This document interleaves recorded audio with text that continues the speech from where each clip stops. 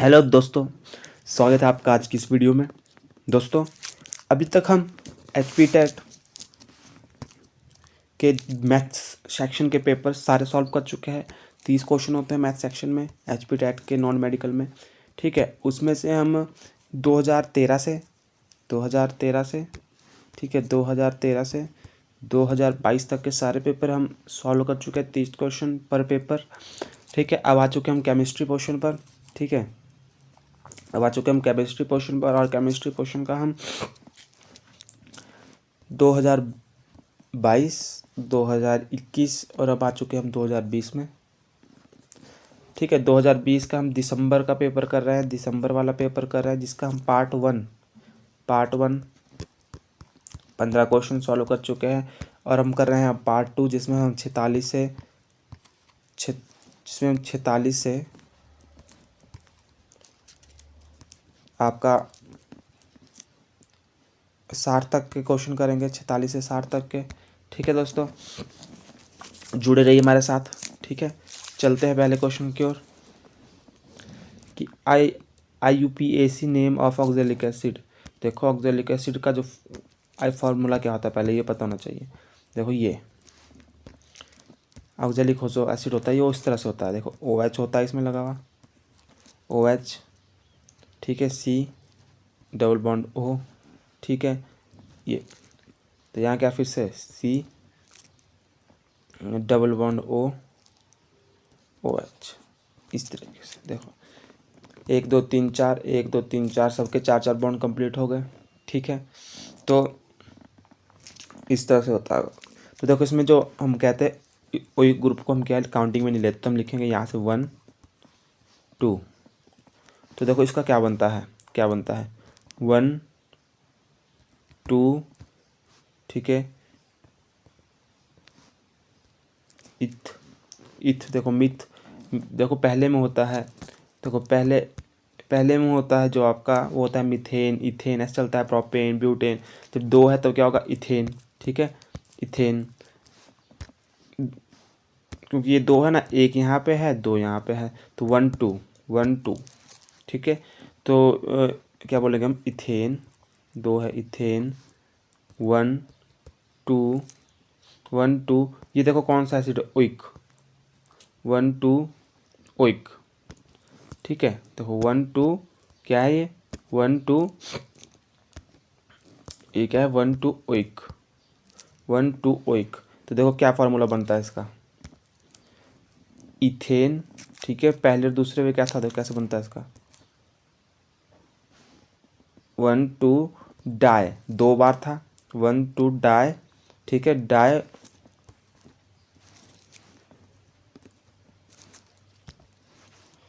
थोड़ा माफ़ी करिएगा दोस्तों।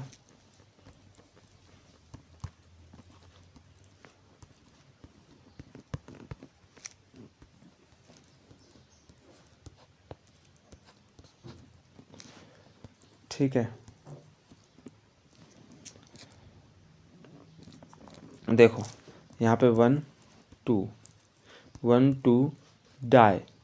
देखो 1 2 डाई ओइक एसिड, तो क्या बनेगा इसका, इथेन 1 2 डाई ओइक एसिड। ठीक है, इथेन 1 2 डाई ओइक एसिड। ठीक है, अगले क्वेश्चन की तरफ चलते हैं दोस्तों।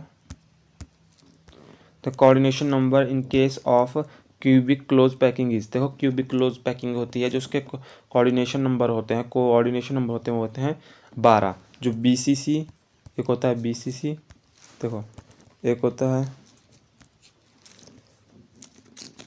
देखो एक होता है BCC। ठीक है, एक होता है FCC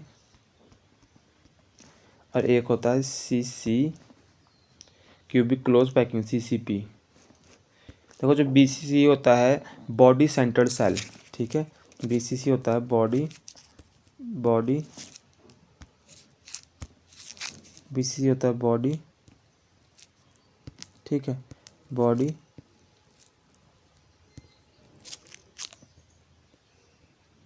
body centred cell. FCC होता है फेस सेंटर्ड सेल। फेस ठीक है, फेस सेंटर्ड सेल, सेम, और सेल सेंटर्ड होगा ये। और उसके बाद CCP होता है cubic close packing, cubic close packing, ठीक है, क्यूबिक क्लोज पैकिंग, ठीक है। तो BCC होता है, जो BCC होता है, जो उसके कोऑर्डिनेशन नंबर होता है वो होता है 8, कितना होता है 8। FCC क्या होता है 12, और CCP का भी होता है 12, ठीक है। ये याद रखिएगा दोस्तों, अगर कभी पूछ लिया आपसे, ठीक है।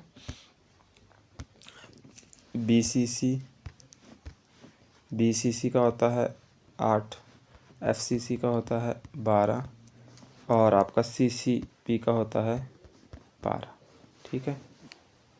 अगला question, which of the following is the molecular solid, rock salt, quartz, ice, diamond. देखो जो जो आपका आइस होता है, ठीक है, आइस होता है वो क्या होता है आपका मॉलिक्यूलर सॉलिड होता है, मॉलिक्यूलर सॉलिड होता है। तो ice is a hydrogen bond molecular solid, hydrogen atom of one water molecules from hydrogen bond with oxygen atom of neighbouring water molecule, ठीक है। Diamond, graphite and quartz are the giant network solid of covalent solid. देखो जो quartz होता है, graphite होता है और diamond होता है, ये क्या है, ये होते हैं नेटवर्क, मतलब इनका 3D स्ट्रक्चर होता है, बड़ा कॉम्प्लेक्स सा स्ट्रक्चर होता है। तो ये होते हैं covalent solid, network solid, giant structure होता है इनका, और ये होते हैं कोवलेंट सॉलिड, ठीक है। कोवलेंट सॉलिड, कोवलेंट बॉन्डिंग होती है कार्बन कार्बन के एटम में, वो पता होना चाहिए आपको कि जो कार्बन कार्बन का आपस में बॉन्ड होता है वो होता है कोवलेंट बॉन्ड, ठीक है, ठीक है। और ये आपको पता है डायमंड और ग्रेफाइट किससे बनते हैं, कोवलेंट बॉन्ड, कोवलेंट से बनते हैं, क्योंकि ये कार्बन के ही क्या होते हैं, एंट्रोपी जो होती है कार्बन की होती है, ठीक है। और ice is the hydrogen bond molecular solid, hydrogen, और जो आइस होता है आपका जो, ठीक है, आइस क्या H2O ही होता है सॉलिड फॉर्म, ठीक है, सॉलिड फॉर्म, ठीक है। तो इसमें कौन सी होती है, इसमें होती है मॉलिक्यूलर सॉलिड, ठीक है। तो इसका आंसर हो जाएगा आपका आइस। अगला question, the boiling point of solvent on adding non boiling point of solvent on adding non वॉलेंट सॉल्यूट। अब आपको पता होना चाहिए कि नॉन वॉलेटाइल सॉल्यूट और वॉलेटाइल सॉल्यूट क्या होते हैं। देखो नॉन वॉलेटाइल सब्सटेंस और non volatile substance are the substance which do not vaporise rapidly, मतलब क्या है कि जो क्या रैपिडली वेपराइज नहीं हो जाते, वो होते हैं नॉन वॉलेटाइल सब्सटेंस। और जो हो जाते हैं वो होते हैं जो वेपराइज हो जाते हैं। They don't have a higher vapour pressure at the normal room temperature and pressure, non volatile substance will mostly at the solid at room temperature and sodium chloride, silver nitrite are the non volatile compound, ठीक है। जो non volatile substance होते हैं, non volatile substance are the substance which do not vaporise rapidly, ठीक है, जो rapidly vaporise नहीं होते हैं। Do not have a higher vapour pressure at the normal. देखो सिंपल सी बात है, जो नॉन वेपराइज सब्सटेंस होते हैं वो क्या होते हैं, नॉन वॉलेटाइल सब्सटेंस होते हैं, नॉन वॉलेटाइल सब्सटेंस होते हैं वो क्या होते हैं, नॉट वेपराइज रैपिडली, ठीक है, नॉट वेपराइज्ड रैपिडली,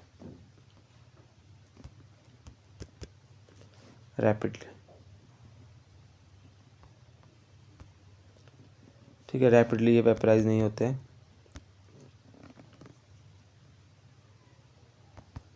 ठीक है, नॉट वेपराइज रैपिडली। और वॉलेटाइल सॉल्यूशन होते हैं वो क्या है, वो वेपराइज हो जाते होंगे, ठीक है। तो अब ये क्या बोले, they don't have a higher vapour pressure at room normal room temperature का, हायर वेपर प्रेशर नहीं होता, मतलब हायर, ये रूम टेम्परेचर पे एकदम वेपराइज नहीं होते। Non volatile substance will mostly at the solid at room temperature, solid होते हैं रूम टेम्परेचर पर। Sodium chloride, silver nitrite are the non volatile compound, ठीक है। अब इन्होंने क्वेश्चन क्या पूछा है, देखो the boiling point of solvent on adding non volatile solute. तो देखो boiling point of solvent on adding non volatile solute, ठीक है। तो जब आप ऐड करोगे ठीक है, तो क्या होगा, इंक्रीज होगा इसका boiling point. Addition of non volatile solute to volatile solute increase the boiling point. देखो अब जो वेपराइज हो जाते हैं जैसे कि मान लो पानी है, वो वेपराइज हो जाता है, तो उसमें अगर आप ऐसी चीज़ डालोगे आप जो नॉन वेपराइज्ड है, तो इनको मिक्स होने पर इनका बॉइलिंग पॉइंट क्या बढ़ जाएगा, क्योंकि होंगे तो वो ये मिक्स वेपराइज साथ में, परंतु क्या जो नॉन वोलेटाइल है वो क्या है, वो मिक्स नहीं होने देगा उसका, वो उसका वेपराइजेशन क्या कम कर देगा। ठीक है, तो डिक्रीज हो जाएगा इसका। ठीक है, addition of non volatile solute to volatile solute increase the boiling point. ठीक है, और क्या कर देगा, इंक्रीज कर देगा इसका बॉइलिंग पॉइंट को भी। ठीक है, जब बॉइलिंग पॉइंट जब बॉयल होगा तभी वेपर होगी चीज़ें। Addition of non volatile solute the result is lowering of vapour pressure. ठीक है, लोअरिंग ऑफ वेपर प्रेशर। ठीक है, तो क्या बोलेंगे हम इसको कि the boiling point of solute and adding non volatile solute, the boiling point of solute increase. ठीक है, क्या हो जाएगा, इंक्रीज हो जाएगा, increase on adding non volatile solute. जब नॉन वोलेटाइल सॉल्यूशन जो क्या वेपराइज नहीं होते जल्दी, उनको हम ऐड करेंगे सॉल्यूट में, तो क्या उसका वेपर प्रेशर इंक्रीज कर देगा। ठीक है,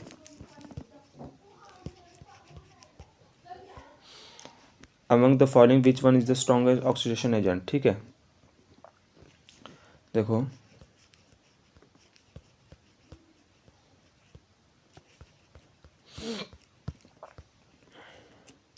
oxidation agent can be defined in two ways. देखो they are chemically substance whose atom removed at least one electron from other atom. ठीक है, देखो ये बात करें कि एक होता है रिड्यूसिंग एजेंट, एक होता है ऑक्सीडेशन एजेंट। ठीक है, जो आपका रिड्यूसिंग एजेंट होता है, ठीक है, वो क्या करता है, रिड्यूस करता है ऑक्सीजन को, अपना लॉस कर देता है इलेक्ट्रॉन का। ठीक है, अपना लूज कर देता है इलेक्ट्रॉन, और ठीक है दे देता है किसी को। ठीक है, तो और जो ऑक्सीडेशन एजेंट होता है वो क्या करता है कि क्या ऑक्सीडेशन एजेंट क्या करता है, ऑक्सीडाइज करता है उसको। ठीक है, गेन करता है इलेक्ट्रॉन को। ठीक है, गेन करता है इलेक्ट्रॉन को। अब देखो हमारे पास ऑप्शन क्या थे, हमारे पास क्वेश्चन क्या था, among the following which one of the strongest oxidation agent, bromide, iodide, chlorine, fluorine, एक ही ग्रुप है, हेलोजन ग्रुप है। ठीक है, तो halogen being to the group 17 of the periodic table. ठीक है, 17 होते हैं पीरियोडिक टेबल में। They are extremely reactive and they form bond with other element easily. देखो ये क्या होते हैं, इनको क्या होता है, एक इनका जो इनका इलेक्ट्रॉन कन्फिगरेशन होती है वो क्या होती है, 2s2, और क्या होती है 2p5। ठीक है, इनको क्या है, इनको एक इलेक्ट्रॉन की कमी होती है इनके आउटर मोस्ट इलेक्ट्रॉन शेल में। ठीक है, तो क्या करते हैं, बहुत रिएक्टिव होते हैं, इलेक्ट्रॉन चाहते हैं स्टेबल करना चाहते हैं सब अपने को। ठीक है, सब लाइफ में अपने को स्टेबल करना चाहते हैं शादी करके, वैसे ये भी एक इलेक्ट्रॉन के साथ शादी करके स्टेबल होना चाहता है। ठीक है, तो हेलोजन आर स्ट्रॉन्ग ऑक्सीडेशन है because they tendency of accept electron और हाई। ये क्या करते हैं कि इनको क्या होती है, टेंडेंसी इनकी क्या होती है, हाई होती है इलेक्ट्रॉन को एक्सेप्ट करने की। ठीक है, also because of high electron activity and high electrophilicity halogen are categorise as a strong oxidation agent. देखो क्या होता है कि क्या ये इलेक्ट्रॉन को एक्सेप्ट करना चाहते हैं, इनकी इलेक्ट्रॉन की क्या होती है, इनकी क्या होती है NS2 NP5, ये होती है इनकी। तो इनको एक इलेक्ट्रॉन की जरूरत है 6 को पूरा करने के लिए। ठीक है, एक इलेक्ट्रॉन की जरूरत है, तो क्या करते हैं, इनकी हाई टेंडेंसी होती है इनको इलेक्ट्रॉन को एक्सेप्ट करने की। हाई टेंडेंसी होती है इलेक्ट्रॉन को एक्सेप्ट करने की, तो क्या होती है, हाई इलेक्ट्रॉन एक्टिविटी होती है, नेगेटिव होते हैं इलेक्ट्रॉन एक्टिविटी होती है इनकी। Halogen are categorise strong oxidation, क्यों, क्योंकि जब इलेक्ट्रॉन लेंगे तो क्या है, फॉर्मेशन कर देंगे ऑक्सीजन का साथ में अपने। ठीक है, strong electronegative halogen have a low dissociation energy. Dissociation energy क्या होती है, लो डिसोसिएशन एनर्जी एंड हाई। ठीक है, तो ये हमारा आंसर है कि क्यों, क्योंकि इनके पास एक इलेक्ट्रॉन लास्ट में क्या, ये इलेक्ट्रोनेगेटिव होते हैं, जिस वजह से क्या होता है, इलेक्ट्रोनेगेटिव होने की वजह से क्या है, इनको ये टेंडेंसी होती है इनकी, क्या हाई टेंडेंसी होती है इनकी इलेक्ट्रॉन एक्सेप्ट करने की, जिसके वजह से क्या ये ऑक्सीडेशन हाई, इनके क्या स्ट्रॉन्ग ऑक्सीडेशन एजेंट होते हैं। अगले क्वेश्चन की तरफ, तो इसका आंसर क्या है? फ्लोरीन। फ्लोरीन। और जो आपकी ऑक्सीडेशन जो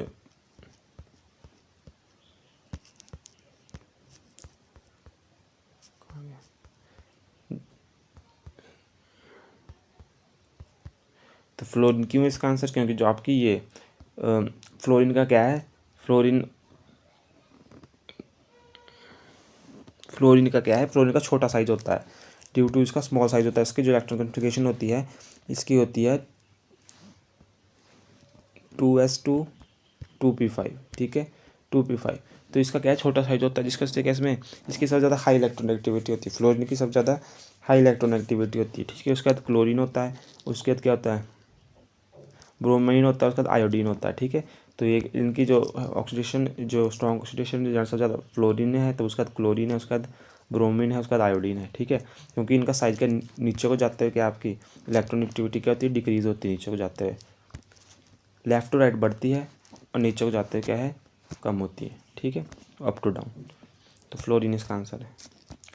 टूथ डीके प्लेस एट, जो दांत आपके सड़ने स्टार्ट होते हैं, दांतों की सड़न होती है, वो कब स्टार्ट होती है?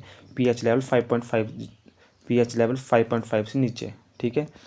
पीएच पॉइंट 5.5 से नीचे इसकी डीके स्टार्ट हो जाती है। Element of first group are called, जो फर्स्ट ग्रुप होते हैं उनके एलिमेंट को क्या कहते हैं? उनको कहते हैं एल्कली मेटल, ठीक है। हेलोजन होते हैं आपके, हेलोजन होते हैं आपके ग्रुप 17, ये होते हैं ग्रुप 17। नोबल गैस होते हैं ग्रुप 18, ये होता है 1। और जो लिथिनाइड वगैरह होते हैं, ये तो आपका डी में होते हैं, ठीक है।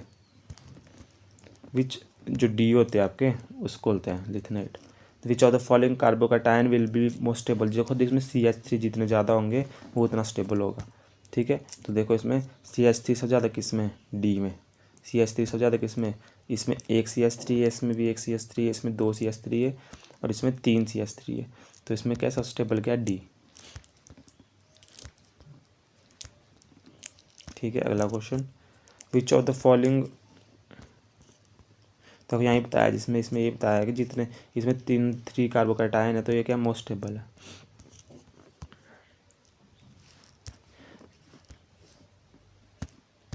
अगला क्वेश्चन, क्वेश्चन नंबर 54, कि इन द फॉलोइंग रिएक्शन बताओ कि इसमें क्या बनेगा इसमें, ठीक है। तो क्या बनेगा? देखो इसका है C6H6 प्लस Cl2HV। देखो ये बनेगा, जो ये क्या बनेगा? ये बनेगा बेंजीन, मतलब क्या? C6H6, ठीक है, बेंजीन हेक्साक्लोराइड, और क्या है? 6Cl हेक्साक्लोराइड, ठीक है। बेंजीन, ये बनेगा Cl, ठीक है।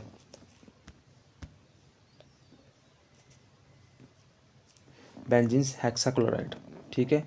क्या बनेगा? बेंजीन हेक्साक्लोराइड, ठीक है। BHC, benzene hexachloride. तो इसका होगा benzene hexachloride. Density of H2 is maximum at, देखो 4 डिग्री सेल्सियस पे होती है डेंसिटी मैक्सिमम। क्यों? क्योंकि जो 0 डिग्री सेल्सियस पे होती है सॉलिड, ये क्या होती है? सॉलिड के रूप में होती है। और सॉलिड के रूप में क्या है? ये इसका वॉल्यूम बढ़ जाता है, ठीक है। पानी का वॉल्यूम क्या है? बढ़ जाता है। पानी का वॉल्यूम जब बढ़ जाता है तो क्या इसकी डेंसिटी डिक्रीज हो जाती है? डिक्रीज हो जाती है।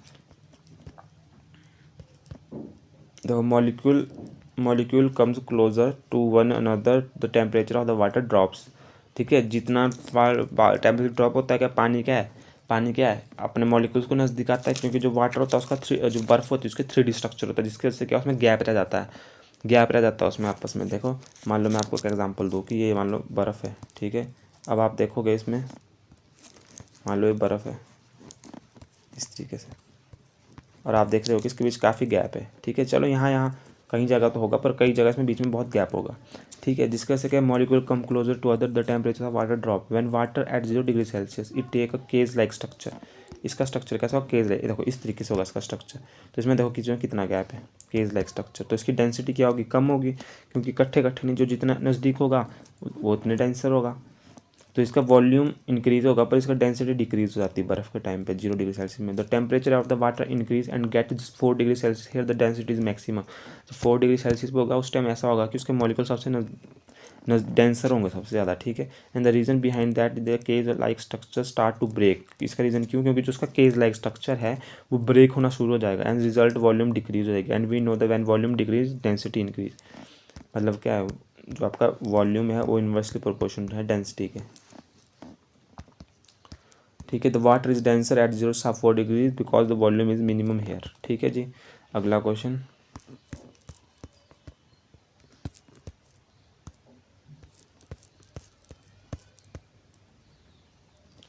द क्वेश्चन क्या है, which of the following has the highest ionisation enthalpy.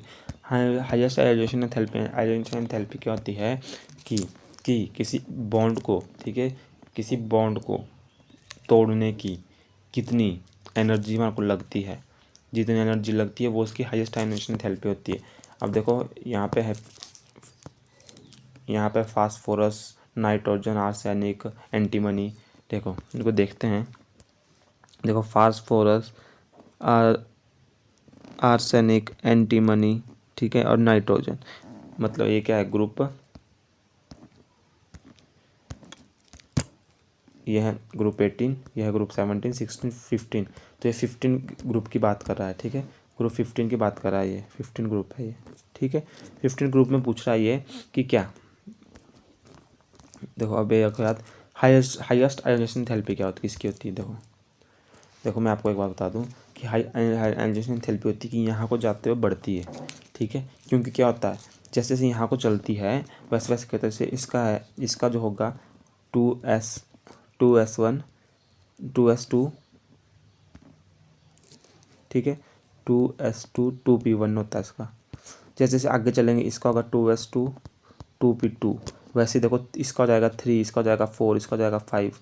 तो क्या है इसका, क्या है इसका, क्या है इसमें, क्या है इलेक्ट्रॉन की क्या आ रही है, बढ़ रहे हैं इसमें इलेक्ट्रॉन, आगे को जाते हैं इलेक्ट्रॉन बढ़ रहे हैं, और यहाँ तो जाते हैं क्या फुल स्टेबल हो जाते हैं, मतलब यहाँ तो रिएक्शन ही नहीं करते, इसके बाद बहुत ताम झाम करके ये रिएक्शन करते हैं। फ्लोरीन में क्या होता है, एक ही होता है, तो ये ज़्यादा क्या होता है, इससे इलेक्ट्रॉन निकालने में ज़्यादा कठिनाई है, क्योंकि ये तो पहले ही स्टेबल है, तो बोलेगा मेरे को तो electron they.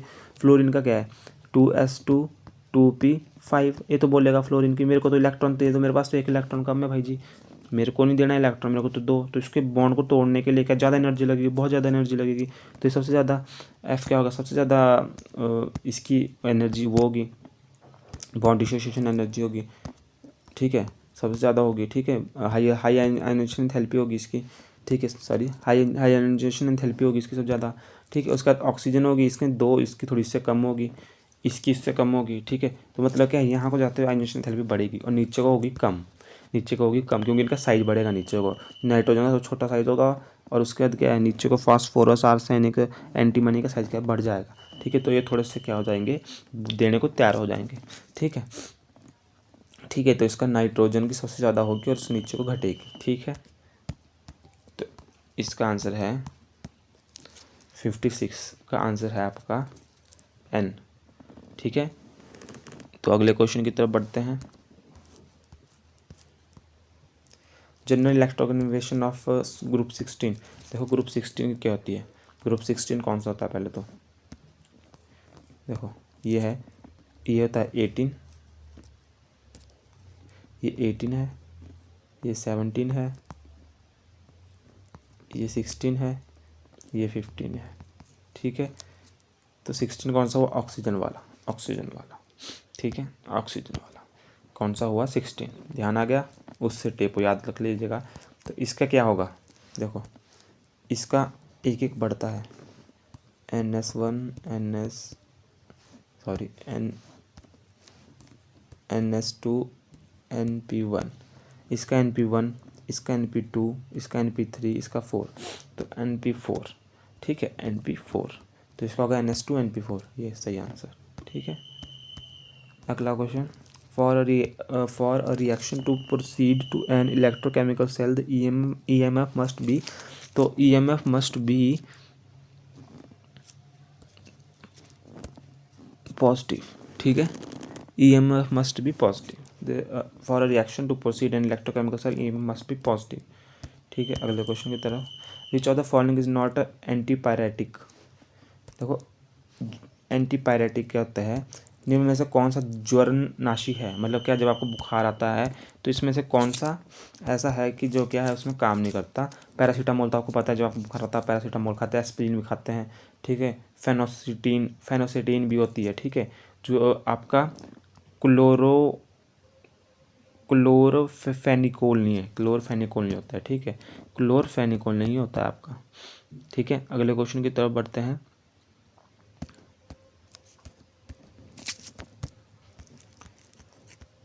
Which of the following graph corresponding to first order reaction. देखो फर्स्ट ऑर्डर रिएक्शन का ग्राफ आपको देख के पता चलना चाहिए, ये है, ठीक है। फर्स्ट ऑर्डर ग्राफ का रिएक्शन क्या है, ये rate is directly proportional to concentration.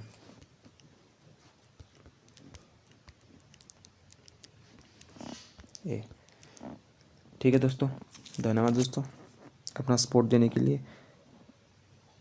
इसी तरह अपनी राय जरूर दीजिए, सपोर्ट कीजिए। अब हम आपको केमिस्ट्री पोर्शन के 2019 के पेपर की वीडियो आएगी, प्लेलिस्ट में जाके उसे भी देख लीजिएगा। धन्यवाद दोस्तों, मिलते हैं अगली वीडियो में। Bye bye, Tata.